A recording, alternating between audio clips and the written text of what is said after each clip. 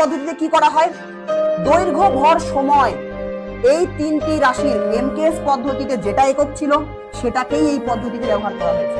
মানে এমকেএস পদ্ধতিতে তোমার মিটার, কেজি আর সেকেন্ড ব্যবহার করা হয়েছিল, তো এসআই এককেও এটাই ব্যবহার করা হয়, এমকেএস এ যেটা ব্যবহার করা হয়েছে সেটাই ব্যবহার করা হয়। আচ্ছা, কিন্তু এই আন্তর্জাতিক পদ্ধতিতে কি বলা হয়, এতদিন অব্দি মানুষ ভাবতো যে তিনটাই ভৌত রাশি আছে বা ফান্ডামেন্টাল ফিজিক্যাল কোয়ান্টিটি আছে, তো এসে আরেকটু জিনিসটাকে সিম্পলিফাই করে দিল, বললো যে দেখো আন্তর্জাতিক পদ্ধতিতে ভৌত রাশি কয়টা হবে, 7টা ফান্ডামেন্টাল ভৌত রাশি হবে আর 2টো সম্পূরক বা সাপ্লিমেন্টারি ফিজিক্যাল কোয়ান্টিটি হবে। তো তারা এরকম একটা লিস্ট দিয়ে দিল, বলো দেখো এসআই পদ্ধতিতে মৌলিক একক কয়টা আছে, 7টা মৌলিক একক আছে, মাল্টিকালটি, ইমেন্টিকালটি, এম এল টি কাল কে এ कोई अमाउंट ऑफ सब्सटेंस के ए एल कोई के A L L T T মানে আমাদের হয়ে যাবে টেম্পারেচার।